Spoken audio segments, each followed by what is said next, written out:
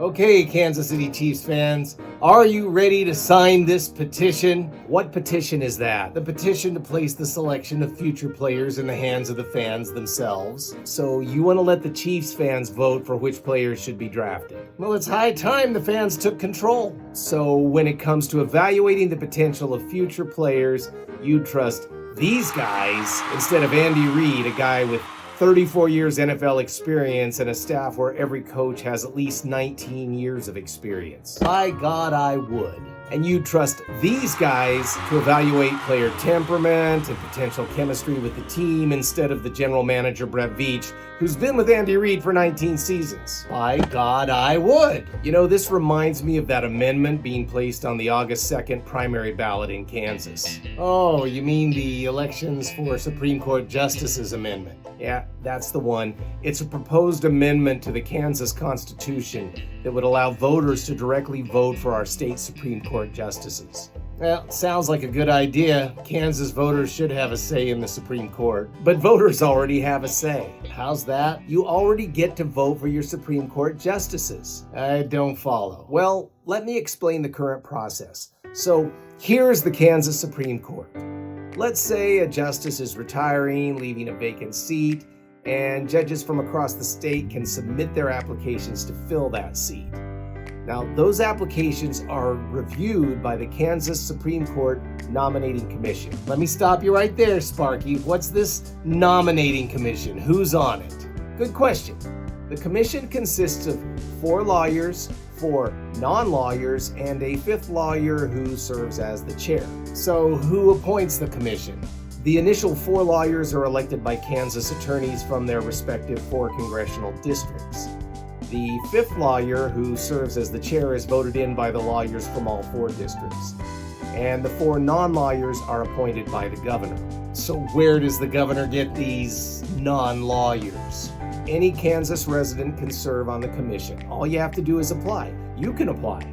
Hell, I can apply. But you said a minute ago that I already get to vote for my Supreme Court justices, so how does that work? Yeah, we're getting to that. First, let me tell you what the commission does, because the dual nature of this commission is vital. The lawyers contribute their firsthand experience working with Kansas judges. The public members bring an outside perspective, and they ask different questions. They vet potential justices for work ethic, temperament, things like that. Together, they interview candidates and they evaluate them. And then they look at things like, how have these judges ruled? Have they been consistent in their rulings? What do we know about these judges' character and disposition? I get it. Kind of like how Andy Reid and Brett Veach evaluate players for character and disposition as well as for talent. Exactly. And just like that analogy, the commission is privy to information about these judges that the common voter doesn't have. So what happens after the vetting process? The commission appoints a new Supreme Court justice? Actually, the commission sends their 3 best candidates to the governor, and the governor appoints a justice out of those 3 candidates. And this works? It's worked very well for many years because it's based on merit, not political expediency.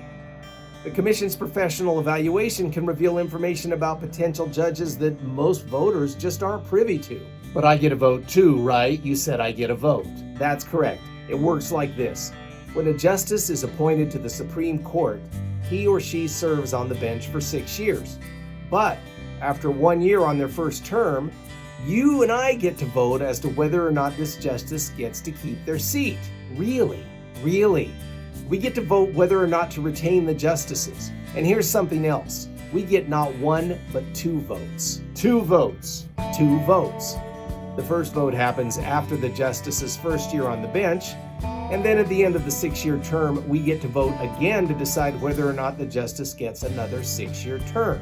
So we do have a say. We get to vote twice. Exactly. This sounds like the best of all worlds.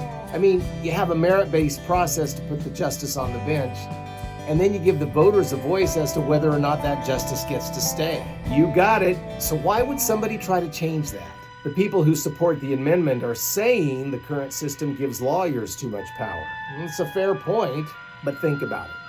Folks like you and me, we don't spend our time reading judicial opinions or interviewing attorneys or watching these judges at work.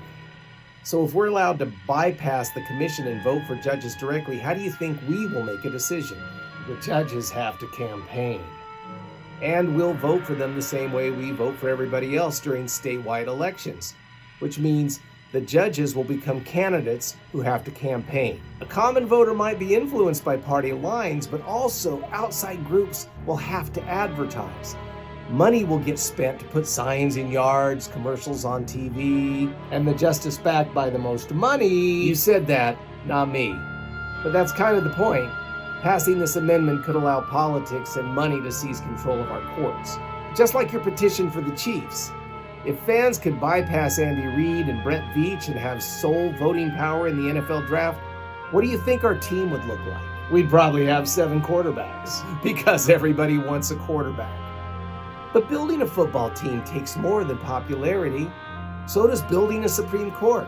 And it bears repeating, we already get to vote on 2 separate occasions whether or not to retain our judges. So this amendment isn't about giving Kansans a voice. We already have a voice. The question voters have to ask themselves is whether or not judges should first earn their place through professional evaluation before they ever even appear on a ballot. That actually makes sense. I mean, the Chiefs don't ask us to draft the roster. They ask us to judge the results on the field. And maybe that's worth thinking about on August 2nd before we change how we choose our Supreme Court.